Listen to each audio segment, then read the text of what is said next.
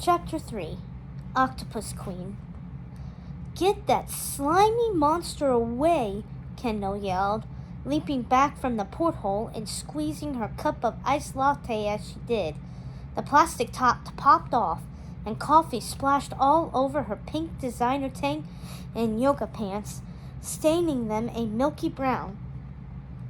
Atina and Alana both screamed again and cowered from the glass, which frightened Shelley more than the tentacle or the sea creature to whom it belonged. "It's okay," Shelley said. "That's Queenie, our giant Pacific octopus. She's harmless." Another tentacle slapped the porthole, making the girls shriek again, but not Shelley. Then Queenie unleashed a thick cloud of black ink and darted into it, her huge body swallowed by the darkness she had unleashed in the tank. As fast as she had appeared, Queenie was gone. Kendall aimed her manicured nail at the porthole. "Harmless? That thing attacked me." "Actually, she's probably more scared of you," Shelley said, defending Queenie as if she were an old friend. "Octopuses only release ink when they're afraid. It's how they escape." "Look what it did to me," Kendall interrupted, pointing to her stained clothes. "And newsflash for you," she said, staring daggers at Shelley. "I could have been seriously injured." Shelley bit her tongue. She failed to see how an iced coffee stain could have seriously injured anyone. She glanced back through the porthole, where ink still clouded the water, and wondered if Queenie was on to something about her new friends. She pushed the thought away. Kendall rapped her knuckles on the porthole, which Shelley knew was against aquarium policy. "You hear that, you big ugly monster?" Kendall called out to Queenie. "I'm going to file a complaint with the school. They should cancel this dumb field trip next year." Shelley felt her stomach churn. School field trips like this one were the bread and butter of their family business. They depended on them to keep the aquarium running smoothly and to put food in the tanks and on their table. This was the day all the local schools came to the aquarium. It was practically a city holiday. Shelley spotted Little River Middle School making their way past an exhibit across the room, and she saw Judy Weisberg's familiar silhouette framed by the tank. Judy was surrounded by the other swimmers from the Little River team, rival swimmers.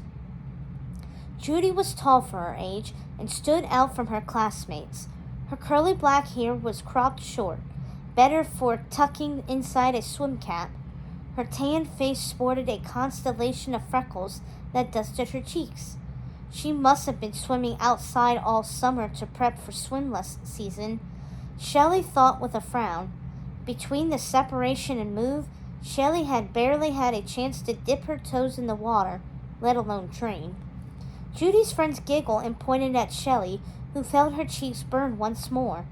When Judy caught Shelley's eye, she sneered at her. The year before, Shelley had lost to Judy in the 50-meter freestyle at regionals. Badly. And Judy wasn't about to let Shelley forget it. "This aquarium stinks," Kendall went on, oblivious to what had just happened between Shelley and Judy. Atina and Alana desperately dabbed at Kendall's clothes to soak up the coffee stain. Shelley tore her gaze away from the Little River swimmers.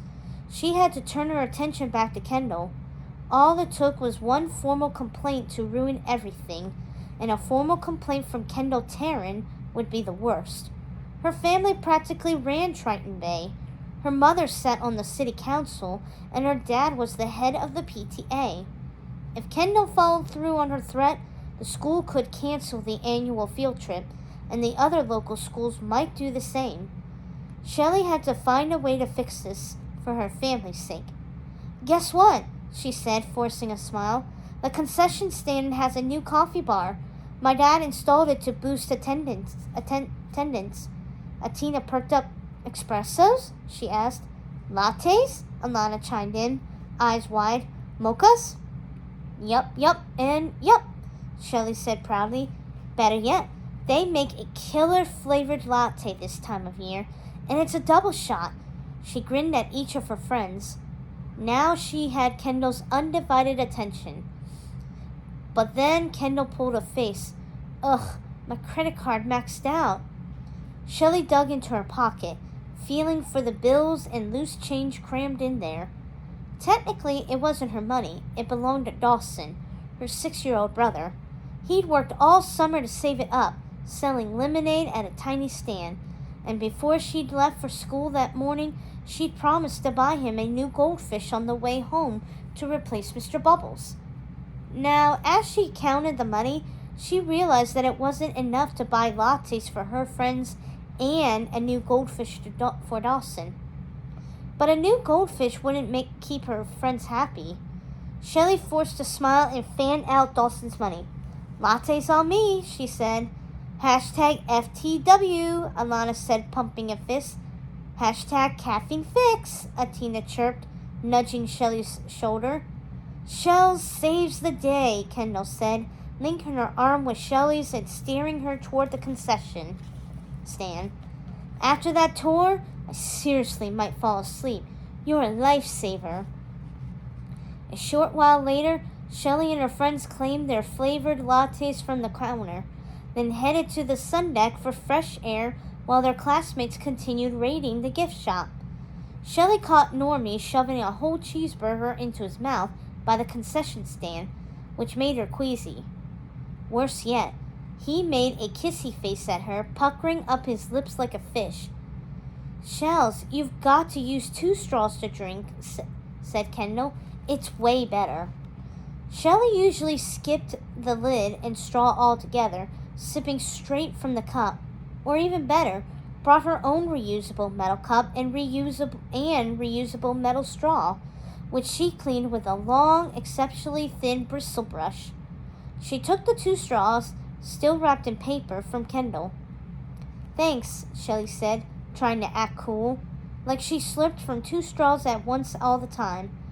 Feeling a tinge of guilt, she peeled off the paper and crammed the straws through the plastic lid, which made a shrill screech. She could hear Mr. Aquino's nasal voice echoing in her head. This little straw could kill an endangered animal like that turtle, or poison our precious oceans. But she pushed it away and sipped her drink. The iced coffee hit her mouth way faster due to the straws, and the sugary drink was bitter and acidic on her tongue, making her cough. Cute, Kendall said with a giggle while Atina and Alana were busy sipping, almost halfway done with their drinks. But then Kendall added, Don't worry, you'll get used to it. Hashtag BFFs, the twins chirped, raising their cups to toast Shelley. New BFFs. Kendall wrapped an arm around Shelley and pushed their cups together. Shelley basked in Kendall's words. She finally had friends again, and better yet, they were the coolest kids in school. Shelley had never been popular, and she enjoyed being at the top of the school food chain, like an apex predator. Kendall, Atina, and Alana drained their cups and tossed them into an inconspicuous, eco-friendly bin. Shelley decided to hold on to her coffee after a few more tiny sips. There was no way she could chug it all. Finally, they emerged into the fresh air of the sun deck. Check it out. Isn't it cool out here? Shelley said. Although it wasn't even 5 o'clock, it had already grown dark. The sun was setting, painting brilliant pink hues on the sky and ocean. Shelley surveyed the open-air tanks. The water in them sloshed over the thick barrier, mixing with the endless dark waters of the Pacific. It was a unique feature of their aquarium, and one that allowed them to keep larger animals like beluga whales. Shelley saw one push through the surface and spray air out of its blowhole like a sigh of relief. Kendall frowned at the ocean. It's like totally creepy. What's even out there? All kinds of cool creatures, Shelley began. I mean, if you're into that sort of stuff. Creepy, yucky fish? Kendall said, arching an eyebrow. Yeah, no. Shelley turned away to gaze at the waves, trying not to cringe. A warm wind jostled her braids, and the briny air smelled like perfume to her. She couldn't let them know just how much she loved the ocean, or that the sun deck was her happy place. Shelley spied Judy Weisberg and her friends across the deck, checking out the pod of dolphins with one of the aquarium workers, who tossed fish into the dolphins' open mouths. "Check out Little River," said Kendall, pointing to them. "Hey, did you hear the news about the swim meet tomorrow?" Atina whispered. Alana clapped her hands. "Coach Greeley says we're getting new suits." "Yeah, so we can beat Little River in style," Atina giggled with her twin. "New suits, new swim season," Kendall said. "But one thing won't change." "What's that?" Shelley asked, quickly avoiding Judy's nasty gaze.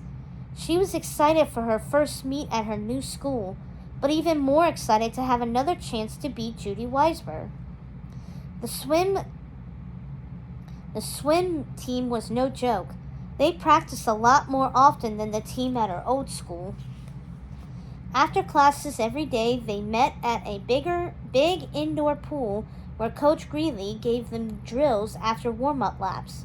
It was the reason she wasn't starting the Kids Care Conservation Club chapter. Well, one of the many reasons. "Obvi, I'm still going to be number 1, Kendall said with a grin. "Oh, right," Shelley said.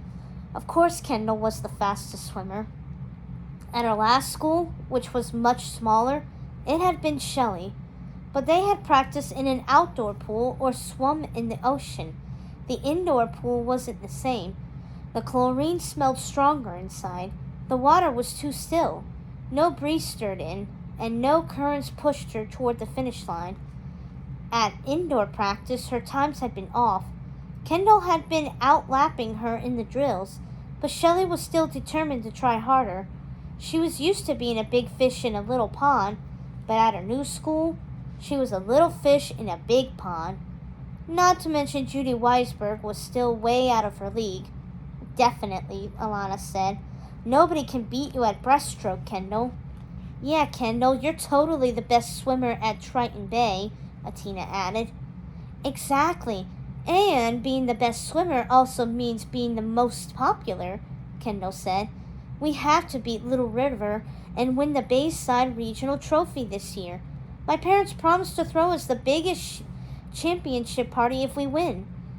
If that was true, Shelley was nowhere close to being on the popular list. While her friends continued chattering excitedly about the big swim meet the next day, Shelley nursed her iced latte and wandered to the catwalk that spanned the barrier dividing the aquarium's enclosed tanks from the open ocean when something in the water caught her eye. She clambered onto the raised platform a few feet over the sea, looking down at the blue-black waves churning below. She peered harder at the sloshing sea. 2 eyes popped open in the dark water. The eyes glowed with a strange yellow light. "What is that?" Shelley leaned closer to get a better look, jamming her feet against the edge of the catwalk. It was narrow with no railing. Technically, she wasn't supposed to be up there, but she did it all the time, despite her father's warnings that it was a safety hazard. Shelley squinted. The eyes locked onto hers. They glowed brighter. She started and reeled back. She'd never seen anything like it before. She blinked hard. When she looked again, they were gone. Maybe her eyes were playing tricks on her. After all, it was getting darker out, making it harder to see. She ran through her mental list of sea life, but none had eyes that glowed. Sure, some, like certain species of jellyfish, had bioluminescence, a chemical reaction that let them produce their own light, but they didn't have eyes like those, not glowing yellow eyes. She looked down at the nearly drained iced latte in her hand. Too much coffee, she concluded. Just then, something latched onto her arm. Shelley jumped and wheeled around, almost losing her balance at the catwalk. But it was just Kendall, who had grabbed Shelley to keep her from falling over. Whoa there! I thought you were a total goner, Kendall said, steadying her. What were you thinking leaning over like that? We don't want anything happening to you. Aw, thanks. I thought I saw something out there, Shelley said, struggling to catch her breath. Her heart hammered against her ribcage as she thought about the eyes in the water. Atina and Alana wobbled over in 2-inch wedges that threatened to slip on the catwalk. I mean, I don't blame you for wanting to live a little, Shellbells.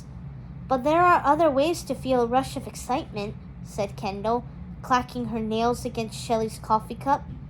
She then aimed a manicured nail at the ocean, where waves pushed up against the barrier, misting the friend group with icy salt water. Go ahead, chuck it out there, Kendall said. Wait, what? Shelley said, caught off guard.